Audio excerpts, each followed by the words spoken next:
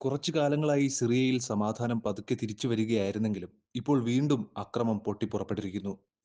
സിറിയയിലെ ഭരണകക്ഷിയും മുൻ പ്രസിഡന്റ് ബഷർ അൽ അസദിന്റെ അനുയായികളും തമ്മിലുള്ള ഏറ്റുമുട്ടലിൽ കഴിഞ്ഞ 2 ദിവസത്തിനിടെ 1000-ലധികം പേർ കൊല്ലപ്പെട്ടതായാണ് റിപ്പോർട്ട്. ഇതിനെ തുടർന്ന് വലിയ സംഘർഷാവസ്ഥയാണ് രാജ്യത്ത് സൃഷ്ടിച്ചിരിക്കുന്നത്. കഴിഞ്ഞ കുറച്ചു വർഷങ്ങളായി മിഡിൽ ഈസ്റ്റിൽ തുടർച്ചയായ സംഘർഷാവസ്ഥ നിലനിൽക്കുന്നുണ്ട്. ഇതിൽ പ്രധാനമായും ഇസ്രയേലും ഹമാസും ഹിസ്ബുള്ളയും തമ്മിലാണ് ഏറ്റവും കൂടുതലായി സംഘർഷം നിലനിൽക്കുന്നത്. എന്നാൽ ഇപ്പോഴാണ് ഇസ്രയേലിൽ സമാധാനം പതുക്കെ തിരിച്ചു വന്നത്. അതേസമയം സിറിയയിൽ പെട്ടെന്ന് അക്രമം പൊട്ടിപ്പുറപ്പെട്ടു. മിഡിൽ ഈസ്റ്റിൽ സ്ഥിതി ചെയ്യുന്ന രാജ്യമായ സിറിയയിൽ കഴിഞ്ഞ 14 വർഷമായി നടന്നുകൊണ്ടിരിക്കുന്ന ആഭ്യന്തര യുദ്ധമാണ് സിറിയൻ സംഘർഷം. 2000 മുതൽ 24 വർഷം ബഷർ അൽ അസദായിരുന്നു അവിടെ പ്രസിഡന്റായി രാജ്യം ഭരിച്ചിരുന്നത്. ഈ കാലയളവിൽ അദ്ദേഹത്തിനെതിരെ നിരവധി തവണ കലാപങ്ങൾ പൊട്ടിപ്പുറപ്പെട്ടു. എന്നിരുന്നാലും റഷ്യ ഉൾപ്പെടെയുള്ള രാജ്യങ്ങളുടെ സഹായത്തോടെ അദ്ദേഹം അതിനെ മറികടന്നു.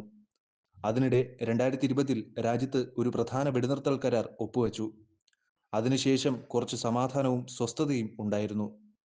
എന്നാൽ കഴിഞ്ഞ ഡിസംബറിൽ വീണ്ടും കലാപം പൊട്ടിപ്പുറപ്പെട്ടു. 24 വർഷത്തിന് ശേഷം അസദിന്റെ ഭരണം അവസാനിച്ചു.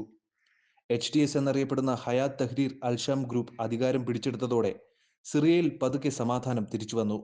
സ്ഥിതിഗതികൾ സ്ഥിരത കൈവരിക്കുമെന്ന് പ്രതീക്ഷിച്ചിരുന്നെങ്കിലും ഇപ്പോൾ വീണ്ടും സംഘർഷം പൊട്ടിപ്പുറപ്പെട്ടിരിക്കുന്നു. നിലവിലുള്ള സുരക്ഷാ സേനയും പ്രസിഡന്റ് ബഷർ അസദിന്റെ പിന്തുണക്കാരും തമ്മിലാണ് കഴിഞ്ഞ കുറച്ചു ദിവസങ്ങളായി ഏറ്റുമുട്ടലുകൾ പൊട്ടിപ്പുറപ്പെട്ടത്. തുടർച്ചയായ ഈ ഏറ്റുമുട്ടലുകളിൽ മരിച്ചവരുടെ എണ്ണം 1000 കവിഞ്ഞതായി പറയപ്പെടുന്നു. കഴിഞ്ഞ 14 വർഷമായി സിറിയയിൽ ആഭ്യന്തര യുദ്ധം തുടരുന്നുണ്ടെങ്കിലും ഈ തോതിലുള്ള അക്രമം ഒരിക്കലും ഉണ്ടായിട്ടില്ലെന്ന് പറയപ്പെടുന്നു. അവിടെ കൊല്ലപ്പെട്ടവരിൽ 750ഓളം പേർ നിരപരാധികളായ സാധാരണക്കാരായിരുന്നു. അവരും വളരെ അടുത്തു നിന്നാണ് വെടിയേറ്റ് മരിച്ചത്. ഇതിനു പുറമെ സർക്കാർ സുരക്ഷാ സേനയിലെ 125 അംഗങ്ങളും അസദ് അനുകൂല സായുധ സംഘങ്ങളിലെ 148 അംഗങ്ങളും കൊല്ലപ്പെട്ടതായി കരുതപ്പെടുന്നു. ആക്രമണം തുടരുന്നതിനാൽ ലതാക്യ നഗരത്തിന് ചുറ്റുമുള്ള വിവിധ പ്രദേശങ്ങളിൽ വൈദ്യുതി ജലവിതരണം തടസ്സപ്പെട്ടതായി റിപ്പോർട്ടുണ്ട്. അസദിന്റെ ഭരണകാലത്ത് സിറിയയിൽ എണ്ണമറ്റ അതിക്രമങ്ങൾ നടന്നിരുന്നു. അപ്പോഴും അലവൈറ്റ് ന്യൂനപക്ഷം അസദിനെ പിന്തുണച്ചുകൊണ്ടിരുന്നു. തൽഫലമായി നിലവിലെ ഭരണകൂടത്തിന്റെ ചില പിന്തുണക്കാർ പ്രതികാരമായി അവർക്ക് നേരെ വെടിയുതിർത്തു. അവരിൽ പലരും മരിച്ചു വീണു. അതിനുശേഷം അസദ് അനുകൂലികൾ പ്രതികാര ആക്രമണം നടത്തിയതായാണ് ആക്രമണത്തിന് കാരണമെന്ന് പറയപ്പെടുന്നു. സർക്കാർ സ്വീകരിച്ച വേഗത്തിലുള്ള നടപടി കാരണം സംഘർഷം അവസാനിക്കുകയും ചെയ്തു. സംഘർഷത്തിനിടെ സ്ത്രീകൾക്കെതിരെ ചില ഭീകരമായ സംഭവങ്ങളും ഉണ്ടായിട്ടുണ്ട്.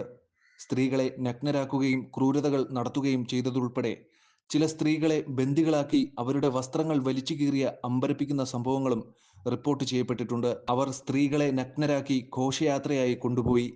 തുടർന്ന് അവരെ വെടിവെച്ചു കൊന്നു. അക്രമത്തിൽ വെറും 2 ദിവസത്തിനുള്ളിൽ 1000-ലധികം ആളുകളാണ് കൊല്ലപ്പെട്ടത്.